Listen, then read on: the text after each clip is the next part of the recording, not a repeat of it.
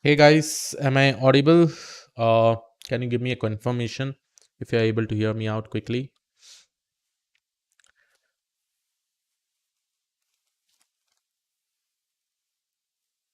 Hello, hello guys. Am I audible, everyone? Yeah, perfect.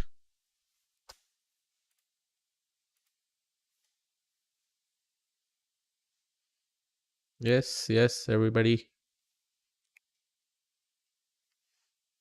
Yes, perfect. I hope everybody, I'm audible for everyone. Please hit like if you're new to this channel. And yes, today is the day 5th. I'm sorry I could not take it before because, again, due to some or the other work, I was involved in many things. So I could not take. But anyhow, today we'll try to complete CNN and its implementation, right? So we'll just be starting in some time.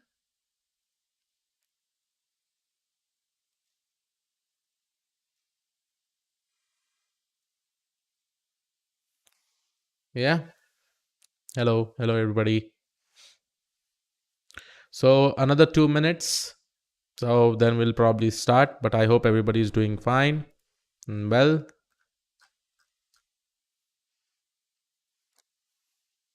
Yeah. LSTM, I'll plan for it as we go ahead. But today we'll try to finish up the day 5th as planned. And then probably we'll go with NLP section, community section, community session. Okay.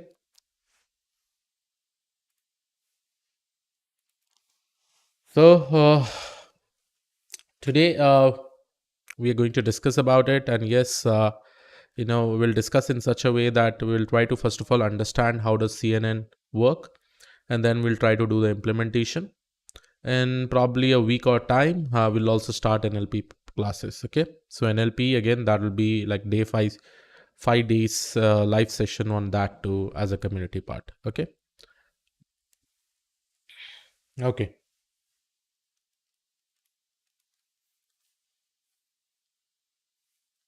As you all know, we have already discussed about ANN. We have seen the theoretical explanation, right? And then we also saw the practical part. And when we were discussing about optimizers, loss functions, and all the things in this, but in today's session, in this session, we are going to discuss about CNN. CNN will focus on understanding what exactly is convolution neural network, and how specifically it works. Whenever we talk about convolution neural network, we are basically going to mostly discuss about images and, let's say, video frames, right? So whenever we have images and probably we want to work with that, specifically related to different kind of images itself, some of the tasks like image classification, object detection, which we specifically used different kind of CNN networks which are focused more on detecting objects in a specific images or videos itself, right? So as usual, the agenda will be that we will try to divide this entire topics in understanding. First of all, we'll try to understand about CNN versus human brain. Okay, because this is really in sync, like how human brain works. This entirely mimics that specific part, and based on that, we'll be learning some internal amazing techniques that are included in CNN. If I talk about second topic, first of all, we'll be discussing about convolution operation.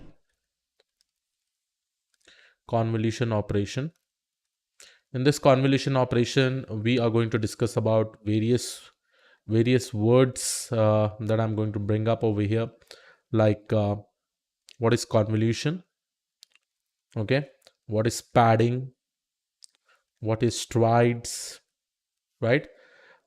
We will be discussing this, and how do we determine that how the output of a specific image will look like after we pass through these filters. These filters are also called something called as kernels. Okay, so we'll also be discussing about this specific thing as we go ahead. Once we complete this too, then we will be discussing about the third part, which is called as max pooling. And in max pooling, we will try to understand what is the importance of max pooling itself. In the fourth topic, we'll understand about the flattened layer, which is again one amazing thing that happens in the final layer of the CNN itself. So we specifically call it as flattening. And in the fifth part, we are going to see the practical implementation. Okay, how do we implement the CNN? Okay, practical implementation. So these all things we are going to cover, and we are going to cover and make sure that we understand each and everything. Okay. Now, this is the entire agenda of this session, and we'll try to cover up all of these things. Okay. And again, let's start with understanding CNN versus human brain, right? Versus human brain. Now, human brain always understand how does it work, Like suppose I am seeing a specific object. Okay. Suppose let's say that I'm seeing a cat. Okay. I'm seeing a cat. Or let's say in a specific image, right? I may have various objects. I may have cat. I may have dog. Okay. I may have a bicycle. Okay. I may have a car, and I may have a human being. Okay. Now in this specific image, let's say that we have so many things over here, right? Now, specifically as a human being, right? When I am specifically seeing an object, right? I may find out many things, right? I may see a person moving, I may see an animal over there, I may see a bird flying. So many details is getting processed in my brain itself, right? And because of that processing, I'm able to understand a lot of things. The major part of the brain, which we specifically call as cerebral cortex, right? This cerebral cortex, which is in the backside of this brain, in this backside, and in this part only, there is a place, there is a part of this specific brain which we call it as visual cortex. Okay, visual cortex, which is specifically responsible for seeing any items that are there, any objects that are there in a specific image or in a video. Okay, now this visual cortex may have many layers. Okay, suppose let's say that if I probably talk about this visual cortex, it may have layers like, let me name this layer at V1, V2, V3, V4, V5, V6, and let's say V7. I'm just creating some layers, like this. There may be many layers, but I'm just going to define some of the layers like this. Now, as soon as this input passes through each and every layer, let's say this layer is responsible in understanding or in basically seeing the moving objects. So when it passes through this layer, we will be able to determine that, okay, fine, there is some moving object that is going on. Then when we go to the next layer over here, right? Let's say over here we are able to understand some of the animals, right? Like cat, dog, or something, right? So over here we'll be able to understand some of the animals, when then as it passes through this layer and it goes to the V3 layer, let's say, and this is responsible for doing some other task, here we are able to map the environment. Let's say some functionalities map the environment, right? You are able to visualize the entire environment. So something is happening in each and every layer, and finally all this information, when it is passed, we will be able to visualize this specific image over here in this V7 layer, which is a part of visual cortex. Okay, so by this you are able to finally find out the output over here after so many processing, right? Similarly, if I talk about convolution neural network, right, it should be also able to do this many number of different kind of processing. But now the thing rises is that how we can make sure that probably whatever CNN we are trying to develop, it should also be able to do all this kind of task. Okay, so let's go ahead and understand. So the first thing with respect to CNN, when I probably discuss about CNN, we will divide this into multiple steps. The first step of operation, which is called as convolution. Now, what exactly is convolution? Before we go ahead and understand about convolution, we need to understand some of the basic information about the images. right? So what are specifically images, right? What are images? Suppose you click your photo, right? Let's say this is your photo, okay? And it has specific some kind of pixels. Let's say, so let's say that this is a photo, and whenever you have a photo, there are two types of photo. One is black and white, and one is RGB type, and the other one is something called as RGB type. In black and white, you just have a single channel, okay? That basically means your entire photo will either be mostly the component of a black color or a white color, something like that, okay? So here in black and white, in this, right, you just have a single channel, one channel, okay? And whenever we divide these images, we divide by some kind of pixels. Let's say if I probably create this kind of line, right? So over here, let's say 1 2 3 4 5. So in the width and height, let's say there are 5 different pixels, okay? So let's say if I want to probably call this image, it will be 5 cross 5 pixel image, okay? And here each and every pixel will be ranging between 0 to 255, right? If I specifically talk about, mostly 0 is nothing but it is a black color, okay? So let's say 0 is a black color and 255 is actually a white color, let's say, okay? White color. So all these values, if your value is ranging between 0 to 255, so every pixel may have different values based on the image composition, right? Over here, you may probably have 40. Over here, you may have 0. Here, you may have 255. Here, you may have 240. Here, you may have 17. Like this, each and every values are there, right? So this is basically called as a 5 cross 5 pixel image. And in each pixel, your value will be ranging between 0 to 255 in a single channel. Now, with respect to a RGB image, which is a colored image, okay? So suppose if I probably consider an RGB image. Now, how does an RGB image look like? Here, let's say we will be having 3 channels. One is the R channel, and this is basically the colored image, whenever probably you click from your mobile phone or from some DSLR camera, you always get that specific image in the form of RGB format, because every color combination can be created with the help of this RGB image, that is red, green, blue, right? So suppose let's say this is my R channel, and with respect to the other thing, I may also have green channel. So suppose this is my green channel, so I may create something like this. This is my green channel, okay? This is my green channel, okay? So this is my green channel, let's say, okay? And on top of it, you may also have another channel which is like a blue channel. So suppose I go and pick a blue color. Let's see, where is blue color? Somewhere like this, right? So this is my blue color. So this blue will be another channel, right?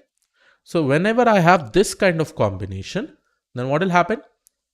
Over here, let's say this is 5 cross 5.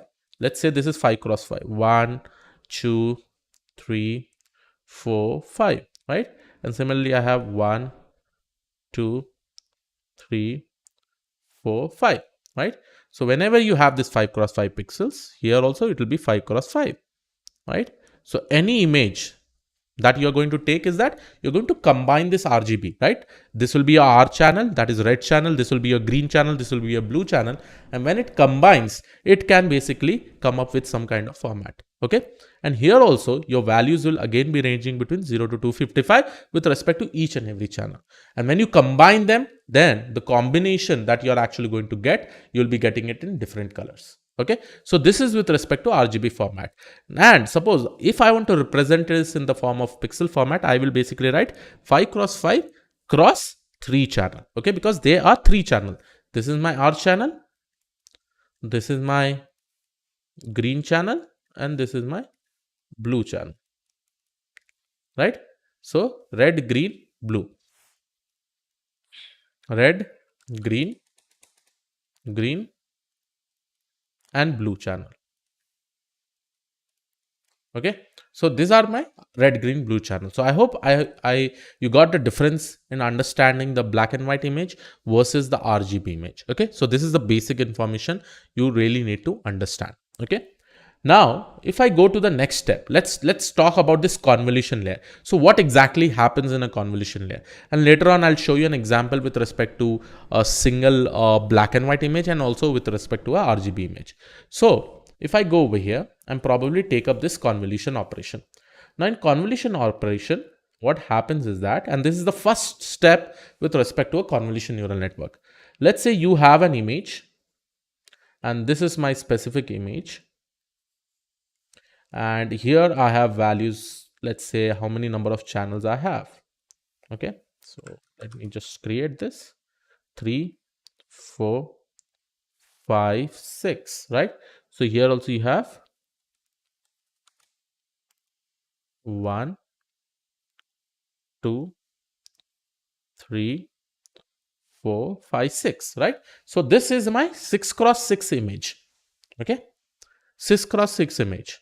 Now, when this is basically a 6x6 image, what we are actually going to do is that we are going to pass it through a filter.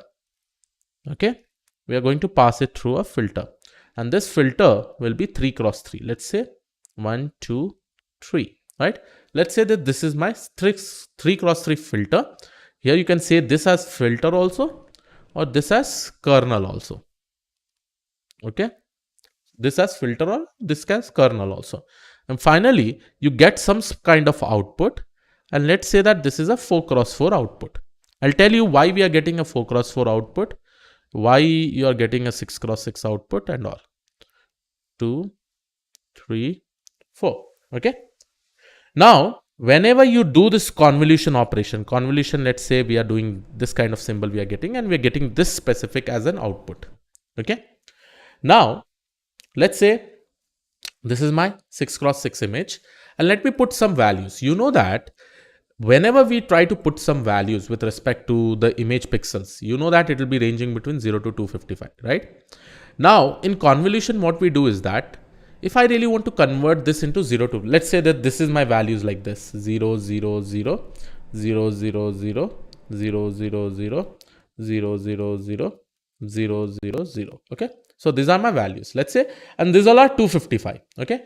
Always remember the first step that we do in a convolution is that we try to bring this all values between 0 to 1. Okay.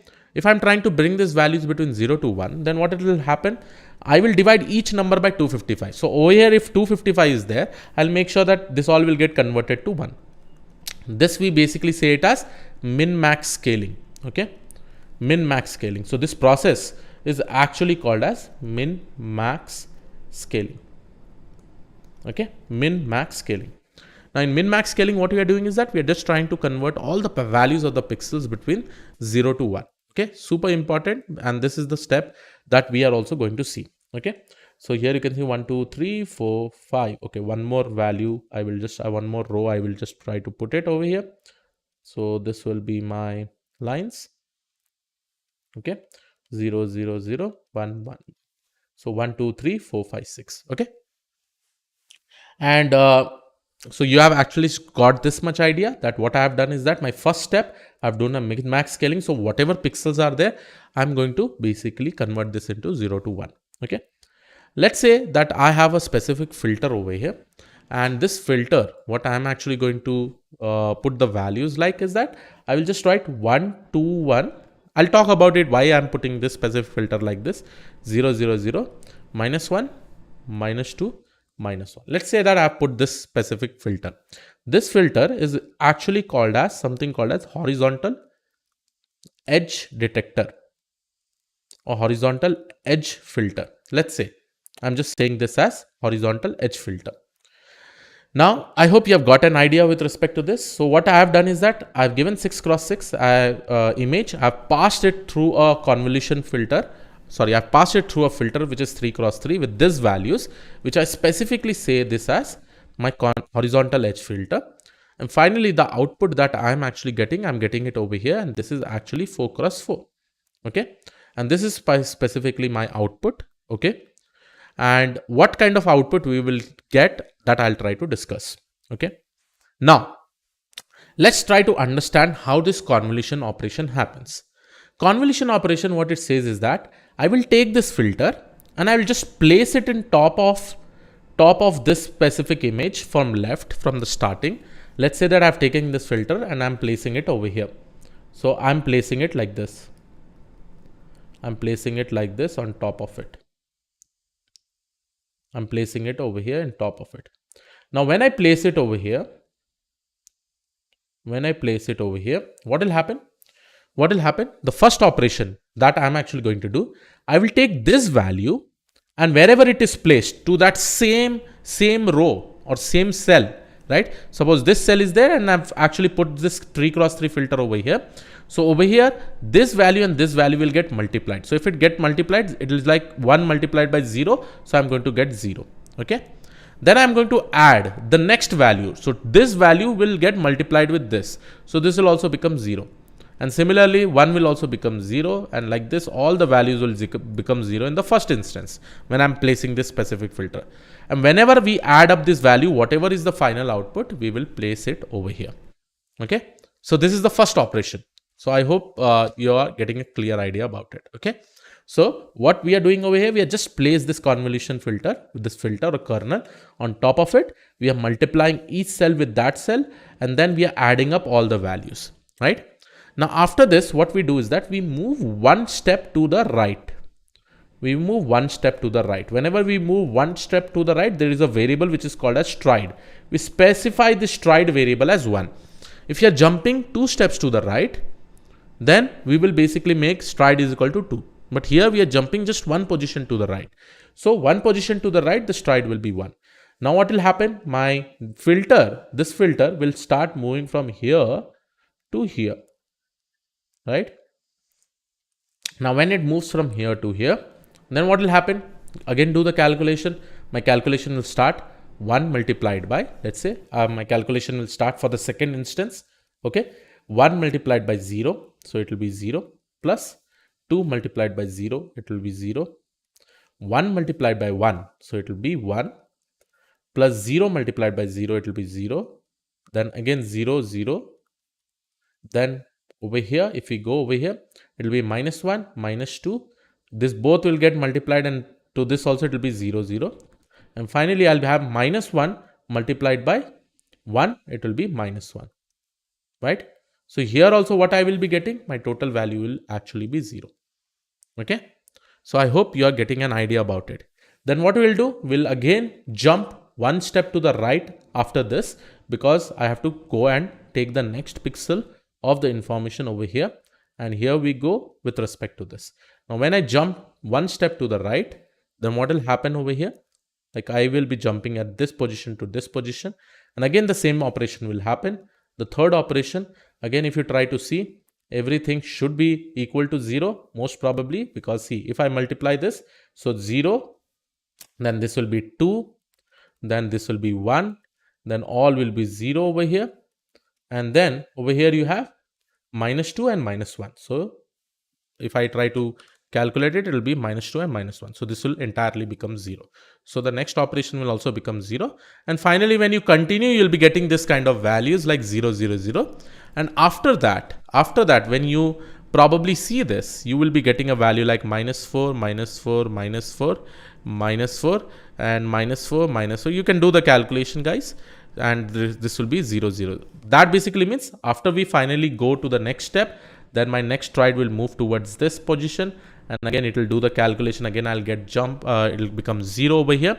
And after this, what we do, we go 1 step towards downwards. So from here to here will be my next step. And we will continue this particular step from here. And then we'll do the calculation. Here you will be able to see that I'll be able to get minus 4 for the same thing. Okay.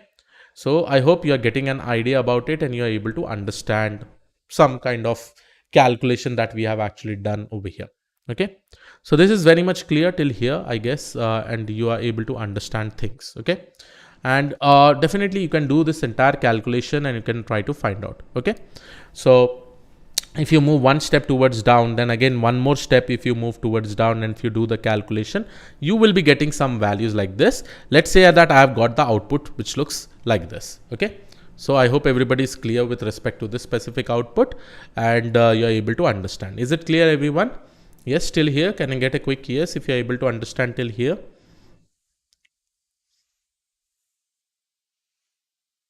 Yeah, you able to understand, guys? Just give me a quick yes.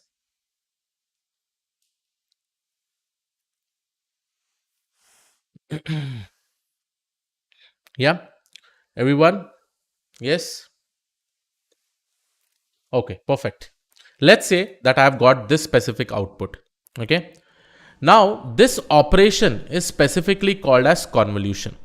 Okay. This operation is specifically called as convolution. Now, whenever we are giving filter, can be one more thing, guys. Filter, we'll talk about it, right? I have just initialized a horizontal edge filter. Okay. Now, let's say that when we got this specific output, one thing that you see over here, I'm just going to rub this now. One thing you see over here, that when I pass, when I pass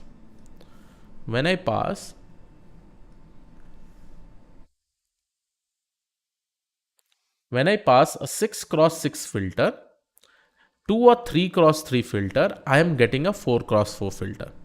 Okay. Yes, guys, I think this will also be 0. Okay.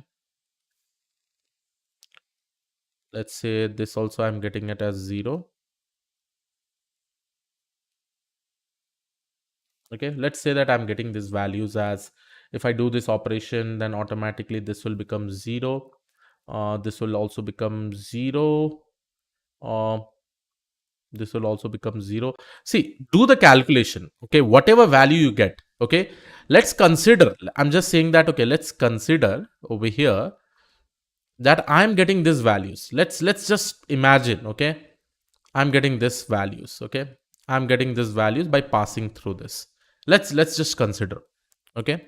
I know this value will become 0 or it can be anything else, let's consider. I'm just saying that let's consider, okay, because I want to give you a very important point by putting this, okay, how we will be getting -4 or whatever values you may be getting, okay.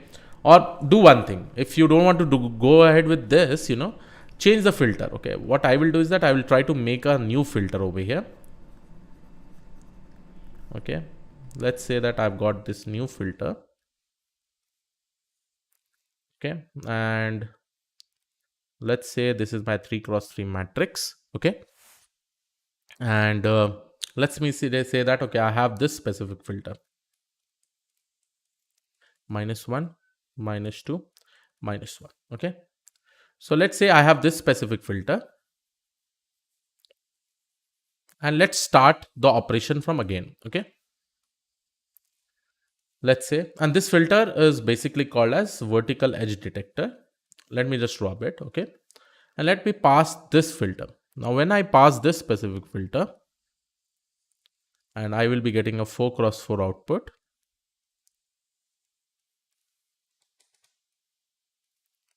Okay, 1, 2, 3, 4. Okay, now do the calculation, everyone. What will happen? First time everything will become 0, right? Second time, if I go one step to the right, then it will become -4, -1, -2, -1. When I add this up, it will become -4. Then again, when we go to the one step to the right, okay, then again I'll be getting -4, and then this will become 0. And similarly, this will happen for every row. Just do the calculation and let me know whether you are able to get it or not. Okay. So this kind of values we are actually getting. Okay. Very simple. When I place from here, I go one step towards the right. Similarly, I go one step towards the right and I do the convolution operation. You will be able to get this. Okay. So this is basically called as vertical edge filter. Edge filter or kernel. Okay. So this is my vertical edge filter or kernel. Okay. So I hope everybody is able to get this. Okay. How to choose the filter values and all, I'll just explain. Let's say that there is this specific filter which is already defined, and whenever I pass this filter to this, I'm going to get vertical edges some or the other way. Now, one very important thing with respect to the output, you know that if I again rechange these values, because you know that we had done feature scaling over here, right? If I do back, if I revert back the feature scaling, then what will happen? This -4, -4, -4 will definitely become 0. If I'm reverting back, then obviously I should be getting between 0 to 255. right? So if I revert back, then this -4, -4, -4, -4, -4 will actually become, okay, will actually become 255. I hope everybody agrees that, right? This will become 255. Sorry. This will become 0, right? This will become 0. Why? Because this was -4. The lowest value will get converted to 0 and the highest value will get converted to 255. I hope everybody remembers this, how we did feature scaling, right? So this will entirely become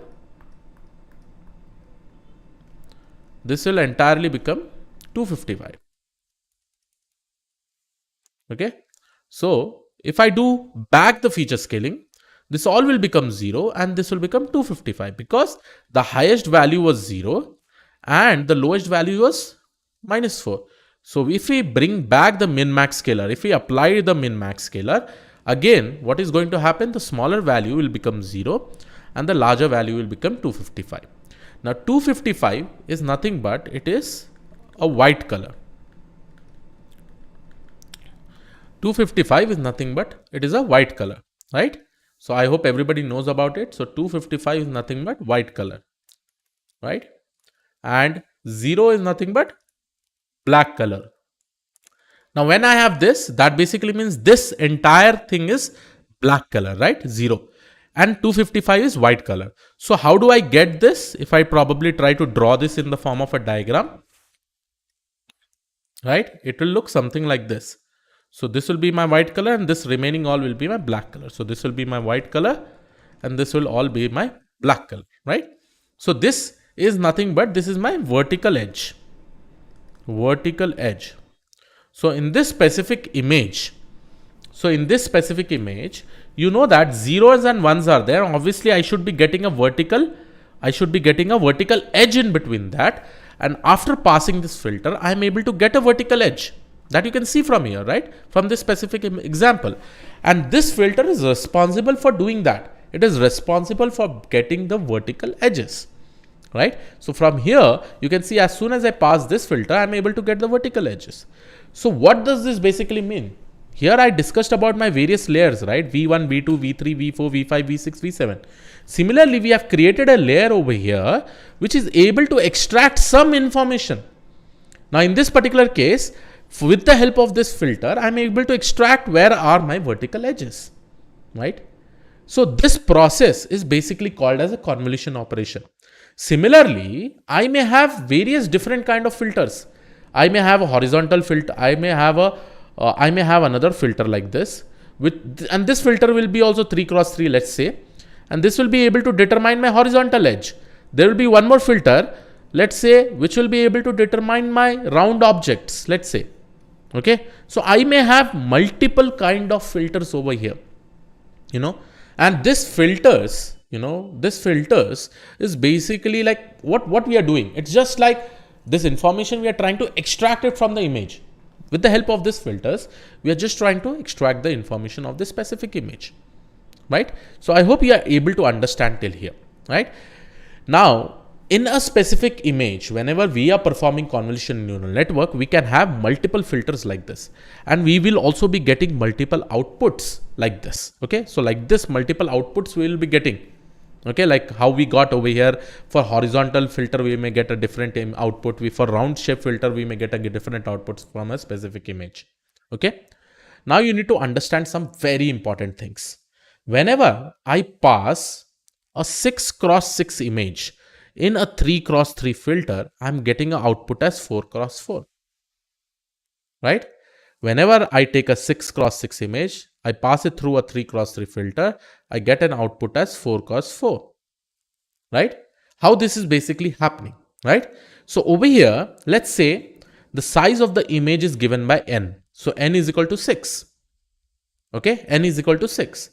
Let's say the filter is nothing but 3, right? So if my n size is 6 and filter is 3, what will be my output image? So here you can use a mathematical formula. The mathematical formula will be n minus f plus 1.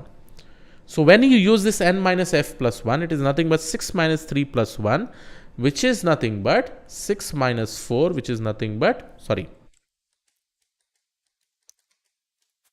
which is nothing but 3 plus 1, which is nothing but 4. So finally, you're getting a 4 cross 4 output. Okay. Now you may be having a confusion, Krish, how do we define these filters? You don't have to define it, guys. I'll talk about it just in some time. Here you don't have to even do any kind of hard coding, or I'm just giving an example what filters can actually do. Filters can actually take out the information from the specific image. Okay. How do we define this filter? I'll just say you in some time. Okay. But here you understand that we have applied this formula and I have got 3 plus 1 is equal to 4. And that is what my output is, right? That is what my output is, right? Now, a very important question. What is happening? See, if I give a 6 cross 6 image to a convolution operation, I'm getting a 4 cross 4 value output. Here, my image size is decreasing. And this should not happen. If my image size decreases, that basically means we are losing some kind of information. Now, in order to prevent this loss, what we can actually do? We can come up with something called as padding. Now, what exactly is padding? Padding says that do not do anything. If my image size is 6 cross 6, I want to get the same output over here like 6 cross 6. All you have to do is that apply padding on top of it. So how do I apply padding? Padding is just like building a compound around the images. Let's say I'm building one more additional compound on this specific image, on this specific image like this. Now, when I build this compound, then what will happen? When I build this specific compound, what will happen? So if I build this compound, here you will be able to see that I am actually getting a 8 cross 8 image. My image size is 6 cross 6 only, but now it becomes an 8 cross 8 image. Okay, now it becomes an 8 cross 8 image, but my image size is anyhow 6 cross 6. Okay, but since I am applying padding, this concept of applying a layer on top of the image is called as padding. Padding basically means that I am protecting the image by adding another layer on top of it. Okay. Now you may be thinking what values can come inside this specific cell. This is a question that many people may have. For this, you can have different kind of paddings. One kind of padding is that zero padding. Just go ahead and fill this cell by zeros. Okay. Just go ahead and fill this cell by zeros. The other kind of padding is that whatever is the nearest value, you try to put that. Okay. Like suppose I'm trying to pad or put some values over here. The nearest value is 1. So I'll try to put 1 over here. Okay. I may put also 1 over here, 1 over here. Now, if I apply the same operation, what will happen? See, my image size initially was 6, but after applying padding, it became 8. Right? It became 8 now. So 8 minus, this is after padding. 8 minus 3 plus 1 is equal to, what is this value? This is nothing but 8 minus 3 is nothing but 5. 5 is nothing but output. It will be 6. So finally, you will be seeing that I will be able to get one more additional layer, and this additional layer will actually create a 6 cross 6 image. It will create a 6 cross 6 image. It will create a 6 cross 6 image. Okay, so this will actually now become a 6 cross 6 image. This is what we wanted, right? This is what we wanted. And what will be this values that will be coming up based on the calculation, whatever we get through these filters, we are going to get that. And remember, we will be starting our again filtering operation from here, convolution operation from here, and then we will be crossing this entirely. And finally, I'll be getting a 6 cross 6 output. Okay. So what will be now my updated formula? My updated formula will be now like this: n plus 2p minus f plus 1. So what will be my initial size of the image? 6, right? How much layer of padding I am actually doing? 1 padding, right? I did 1 padding for this, 1 padding for this. So I'm writing p is equal to 1. What is my filter size? It is nothing but 3. And here, if I try to put all these values, so it will become 6 plus 2 minus 3 plus 1. It is nothing but 6 plus 2 is 8, 8 minus 3 is 5, 5 plus 1 is nothing but 6. So finally, I'm actually getting 6 as my output, and this will be the output of this specific image. Okay. So a very important interview question: what is the importance of padding? To prevent the information loss of the image, we basically apply different kind of padding techniques. Okay. So this is with respect to convolution operation. I hope everybody is clear. The main thing is that I'm just trying to extract some information. Now, a very important thing, again, very, very, very important. As many people said, or many people may have a confusion saying that, Krish, why did you hard code these values? And in a real world problem statement, do we need to hard code these specific values? Okay. The answer is no. You don't need to hard code this. Like how in ANN, let's say how in ANN we create a neural network like this. I have my hidden layer and I have my output layer, right? I have my output layer, right? In this, we assign weights, right? And in the back propagation, we update these weights. So in CNN also, you also have to make sure that you update the filters based on the input. So we need to update this filter values. Okay. Initially, let's say that we have initialized some filter randomly. Okay. Initially, we have initialized some filter randomly. But through back propagation again, like how we did in the case of ANN, we also have to update these filters based on the input image, because every image will be different, right? Every image can be a black and white, it can be RGB, it can be of different types, right? So with the help of back propagation, I need to update these filters. But now still the question comes that how back propagation will actually happen? We have still not used any kind of activation function. So where do we specifically use the activation function? After this convolution operation, guys, whenever we get the output, on top of this, for each and every value, we apply a ReLU activation function. I hope everybody knows the importance of ReLU activation function. ReLU activation function is nothing but max comma 0 comma x, right? So I hope everybody remembers this. So on each and every value, we apply a ReLU activation function. Now, the question is that why are we applying ReLU activation function? Because you know that ReLU activation function, during the back propagation, the derivative can be found out, right? The derivative can be found out. Now, since we can find out the derivative, ReLU activation function or other activation function like pre-ReLU can definitely get applied over here, because in the back propagation, we will be updating this all kind of filter values. When we have all the values over here and we apply ReLU activation function on top of it, you will be able to do the back propagation and you will be able to find out the derivatives, and similarly, you will be able to update this filter values. So I hope I am super clear with respect to this. One important thing, I told you about stride, right? Now, what if my stride becomes 2? Your stride can also become 2, right? I can jump 2 steps. I can also jump 2 steps while doing the convolution operation. Will this create an impact in my output? Yes, definitely it can create an impact in your output. So now my updated formula, it will not be just like this, but it will be divided by S. S basically means stride. Okay, so if my S is 1, I did not write this, but if my S is 2, this will definitely create an impact with respect to my output. Okay, so is it clear, guys, with respect to convolution operation? I've covered convolution, padding, stride, everything, and the formula. What is the use of this ReLU activation function? Everything. Is it clear, everyone? Can I get a quick yes? I hope you are able to understand till here.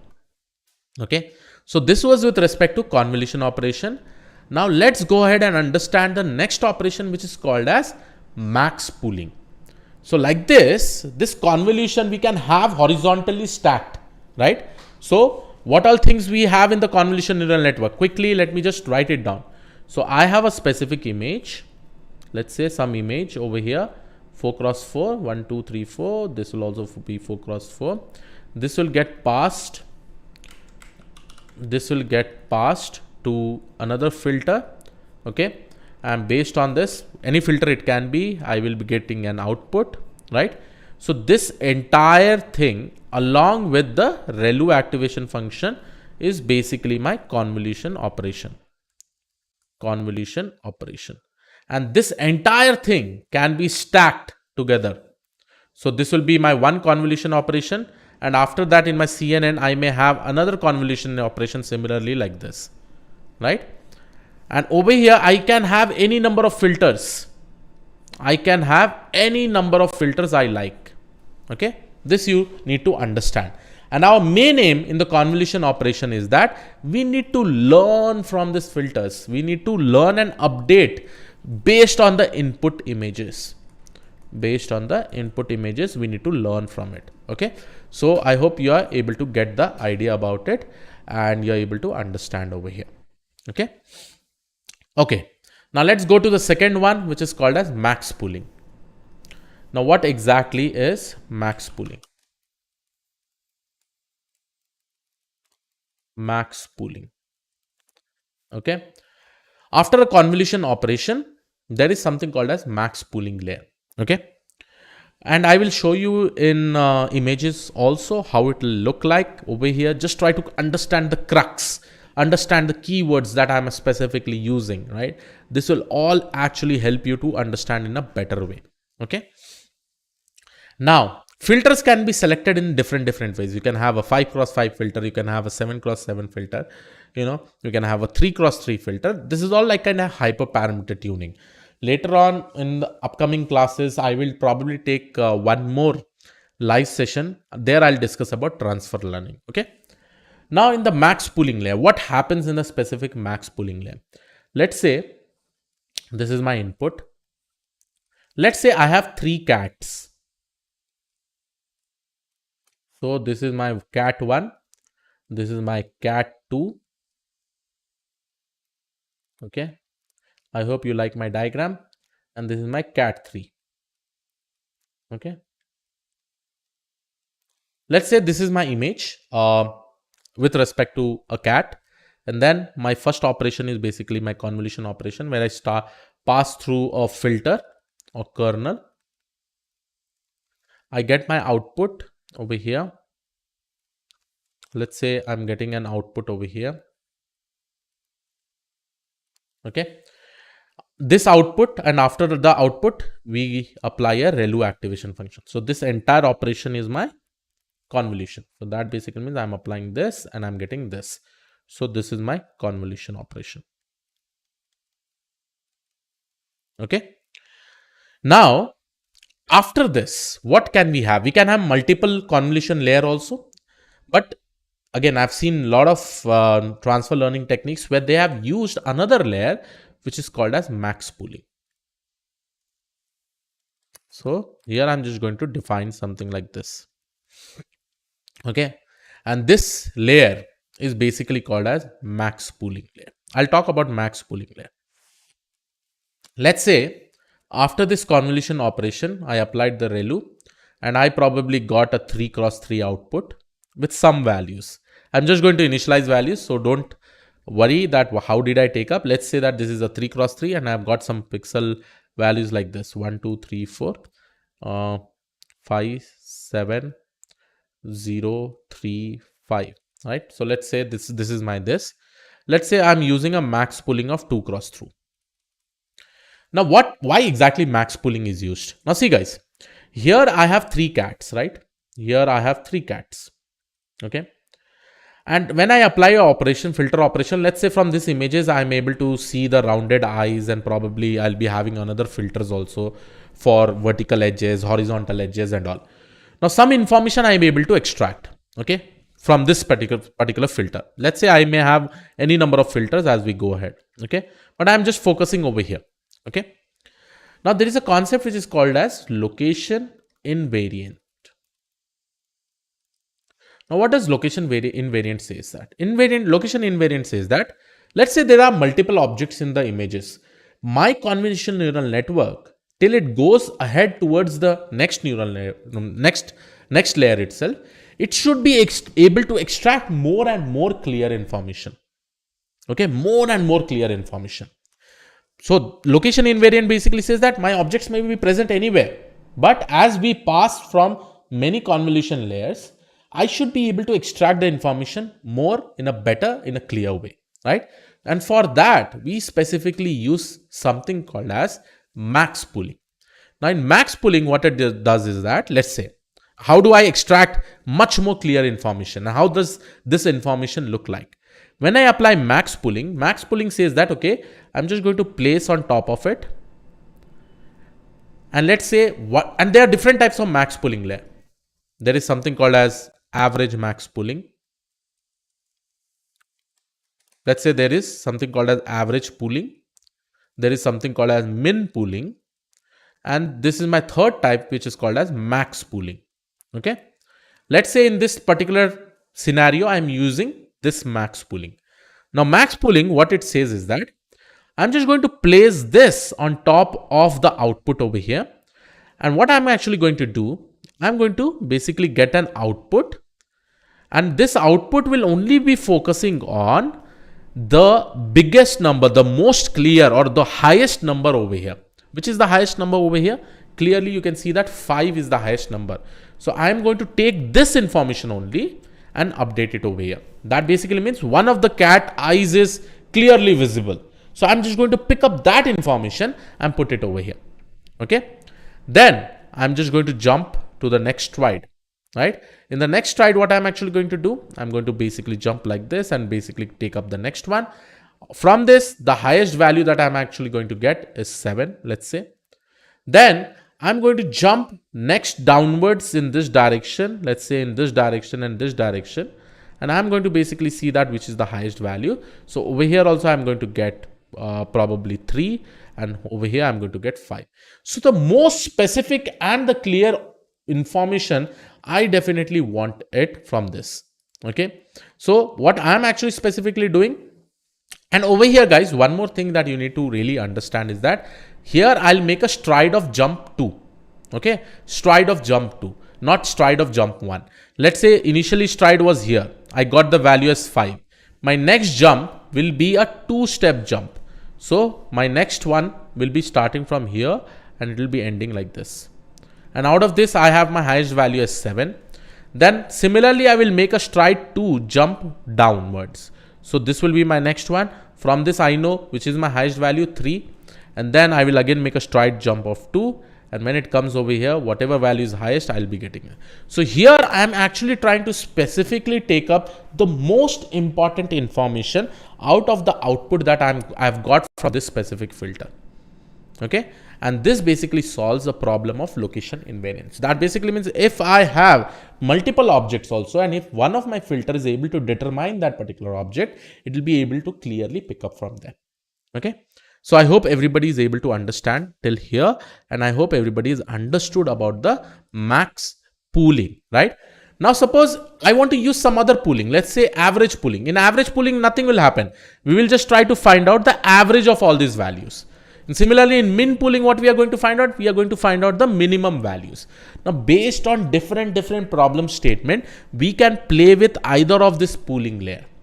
Okay, we can either use max pooling, we can either use min pooling, we can either use average pooling. Okay, so finally you get this, and with respect to different filter operation, again, I may get another 2 cross 2 over here with some values, let's say like 7, 9, 2, 1. Then another filter will actually able to give me some other values like 6, 5, 3, 1, right? So all these values that I'm actually getting like this. Okay, what I'm actually going to do now, this is the end of the max pooling layer. And again, convolution and max pooling layer is used as a combination. We can stack it horizontally any number of times based on different neural net. Okay, different neural net. Now what will happen after this? After this, there is an amazing layer, because finally we get this output, right, everyone? Then after this, we have something called as flattening layer. Now, flattening layer is pretty much simple, because this will actually look like an ANN dense layer only. ANN dense layer.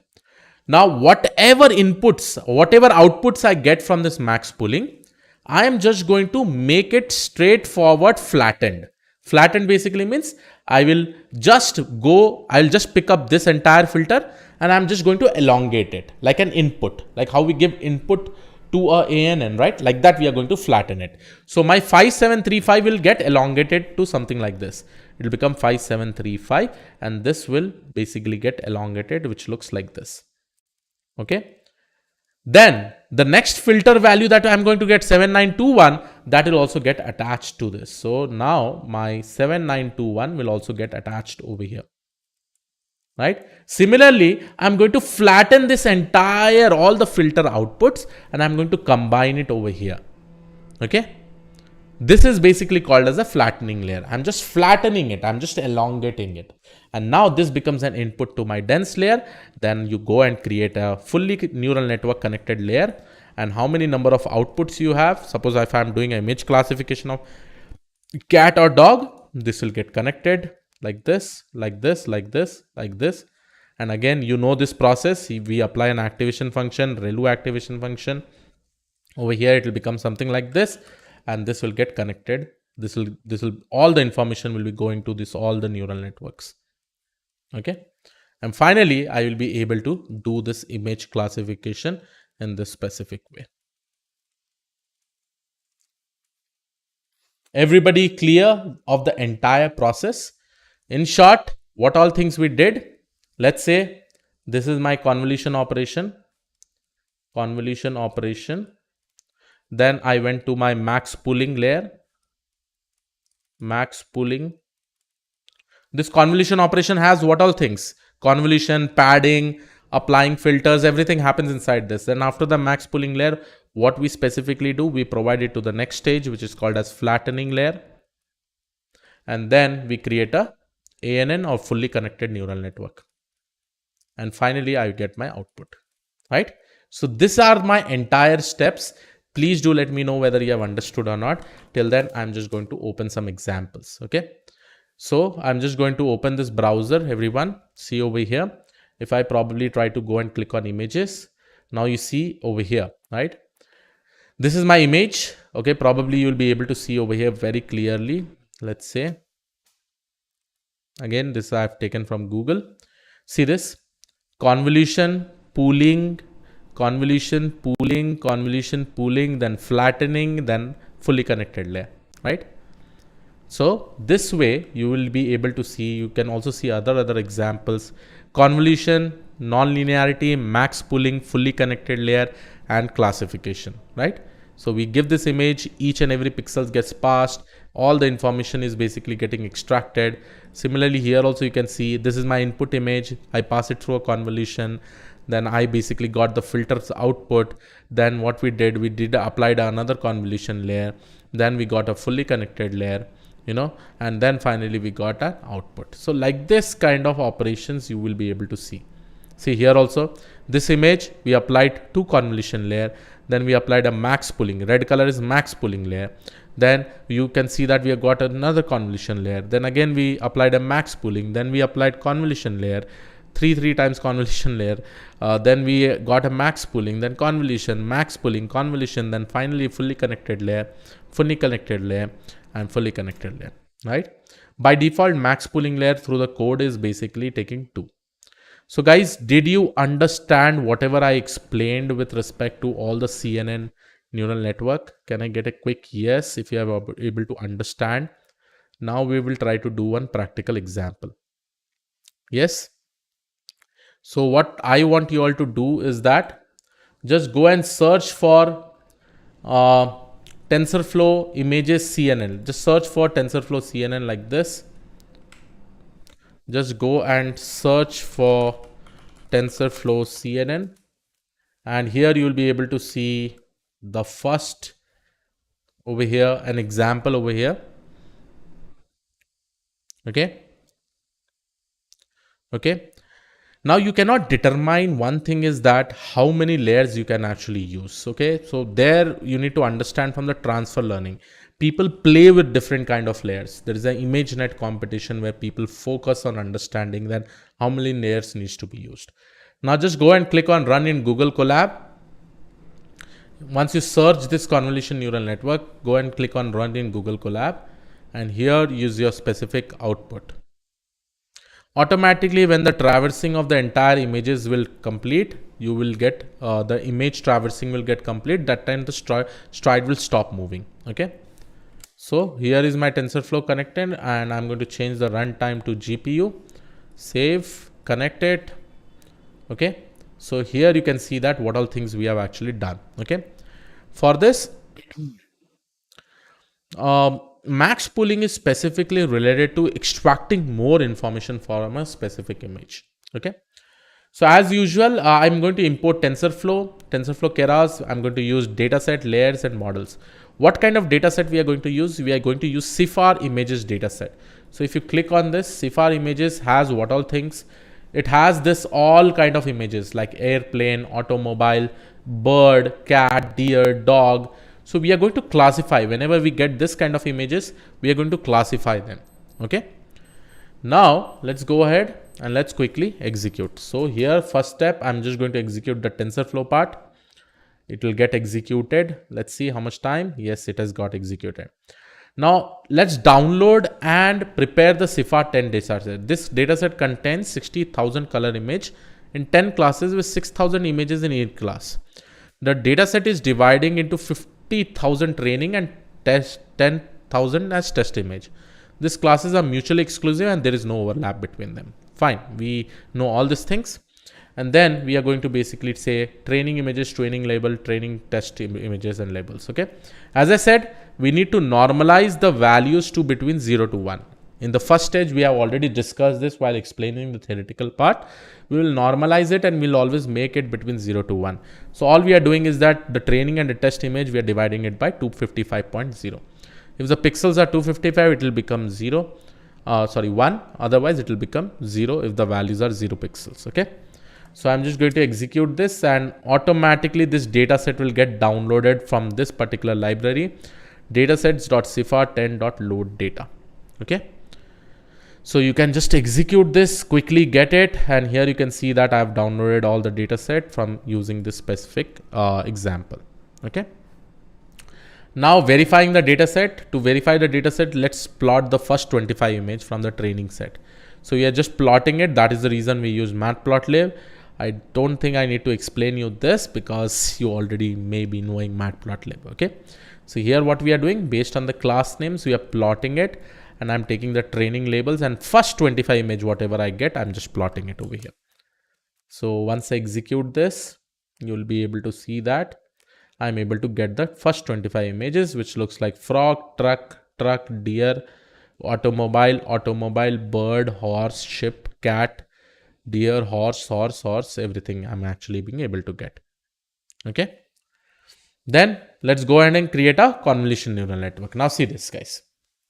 This is super important, super easy. If you are focusing over, you'll be able to understand. In the ANN also, we first of all initialize our models with sequential, right? So in this also, we will definitely, first let me see that whether I've, layers models has been imported. Fine. So we have to again initialize with a sequential layer. And then we will be using model.add layers.con2d, convolution layer, right? Now in convolution layer, this 32 will basically be my number of filters. Okay. 32 over here, the first parameter that you see, right? It will be number of filters. So that basically means we are going to use 32 filters. And these filters are nothing but 3x3 size. Okay. Each and every filter will be 3x3 size. But how many total number of filters that we are actually going to use? It is nothing but 32. Okay. And you know that after the convolution operation, I need to apply my activation function as relu. So I have applied an activation function as relu. And this is super important, like what kind of input image we are giving. As I said that my input image, okay, will be basically in a RGB format. If it is in a RGB format, this basically indicates that my input image is 32 x 32 pixels multiplied by 3 channel. Okay, so here you can basically see the 3 channel. So it is nothing but 32 x 32 x 3 based on the 3 channels itself. And then I'm going to basically add max pooling layer. So after the convolution layer, I'm going to add some max pooling layer, 2D layer, basically like 2x2 matrix. Okay, so it will be a filter of 2x2. And similarly, I will go and add my another convolution, then again apply an activation function. Then again, I can apply a max pooling layer with 2 cross 2. Then again, I'm applying a activation convolution layer. Over here, I'm specifically using 64 as filters. Now you may be thinking, Krish, how do you decide this number of filters? Okay. See guys, there is no such thing that you can decide or you can do. You can write any filters over here. But it is a proper research that usually happens with filters. Filters are just like kind of hyperparameter, like how many filters you want to basically solve a specific problem. If you try to see in some of the state-of-art algorithms, right, in convolution neural network, there you'll be seeing different number of filters. So no such specific thing. Yes, you can try with different hyperparameter. You can use 32, 64. You can use the combination of different filter and see how the performance is increasing. Right. Other than that, most of the time for different kind of tasks like image classification, object detection, we basically use the state-of-art algorithm. Okay. So I'm just going to execute this. So this basically means that I have 3 convolution layer and 2 max pooling layer just stacked horizontally. Finally, if you go and click on model.summary, you'll be able to see the entire summary. See, it starts with convolution 2D layer. It takes an input of 30 cross 30. The filters are 32. Then we go with 15 cross 15. Then this is 32. Then total number of parameters this is basically defining. And this parameters even counts the parameter inside the filters. Okay. So by this specific way, you are able to see the entire summary of the model, like how the model is actually created. Now, till after this, I told you, right? After we finish up this, we can have a flattening layer. Now, is the flattening layer defined? Here you can see that model.layer, layer.flatten. So whatever we had over here, we are just going to flatten this entire layer and we are going to add it over here. And then I'm going to add a fully connected neural network with 64 dense neurons, and the total number of output in my data set is 10. So I'm specifically writing layer.dense of 10. So this is my output layer and this is my hidden layer, right? The ANN layer, which has 64 neurons, and this is basically my flattening process. When I've just written layers.flatten, that's it. Whatever is coming after the convolution layer, we are just going to flatten it and we are going to use it. Okay. So once we execute this, you will be able to see that my model will be ready. And if I probably now go and see model.summary, here you can see my dense layer, which is my final layer. I have my 10 output, then I have my dense layer, I have my flatten layer, con 2D, max pooling, 2D, 2D, 2D, right? So here I'm specifically getting all the layers that I specifically want. Finally, for the compilation, we'll use the same optimizer, which is called as Adam optimizer. And since we have many output, that is 10 outputs, we are going to use something called as sparse categorical cross entropy. I hope I have discussed about categorical cross entropy, and this is what it is all about. We can directly use that in the loss function. And then finally, you can see my metrics, accuracy, and I'm going to do the fit on train images, train labels, epochs. I'm basically using 10, and the validation data also I'm giving my test images and test label. So finally, I execute this and you will be able to see my epoch will probably start. And let's see how much time it may take. It depends on the GPU that we are trying to use, but I think this should get completed and it has started. Here you can basically say that I'm basically using this one. And here you can see that my accuracy is increasing, my loss is decreasing. That basically means my neural network is getting trained well. My accuracy has gone more than 56%. Let's see, the validation accuracy is also 53%. The test training accuracy is 0.44, but my validation accuracy is much more better. And here you can see my validation accuracy is much more better than my training accuracy. And this will keep on going, right?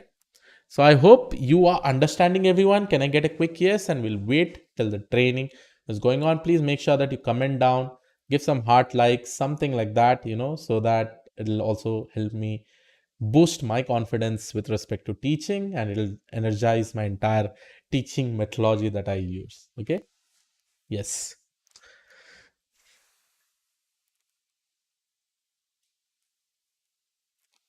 So we are in the 5th epoch. Right now the accuracy is 70%, validation accuracy is 68.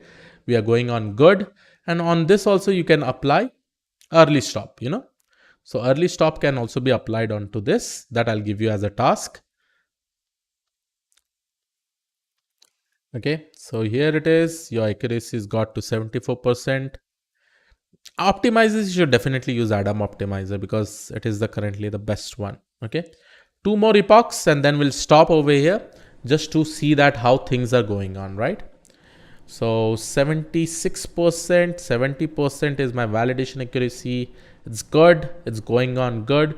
And I think this can go more than 80% if you increase the number of epochs. Okay, perfect, perfectos. Now I am into my 79% accuracy, 77 validation is 71, which is good. I think it will be more than sufficient if we complete the 10 epochs. And I think you can also do it. So finally, I'm getting able to get 78% and my validation increase is 70%. I have stopped over here. Okay, you can continue the training however how many epochs you want. And finally, I will just plot the history accuracy, label accuracy and all with respect to this particular plotting, and we'll also evaluate this thing, right? So here it is. This is my graph. This looks good, right? The accuracy went up. The test accuracy or validation accuracy was going down. So we stopped over there. We can also do early stopping so that it will get stopped over here itself if it goes down. This gap should be minimal. Okay, it should not be more. This gap should be minimal. So for that many number of epochs, if you are able to train, like over here, you can see the gap was minimal. So if I go and probably see my test accuracy, it is somewhere around 70.3%. Not bad. We have achieved this. We can still train much in a better way and try to add more layers, try to train it with the early stopping, try to increase the number of epochs, and it will definitely give us a good accuracy. Okay.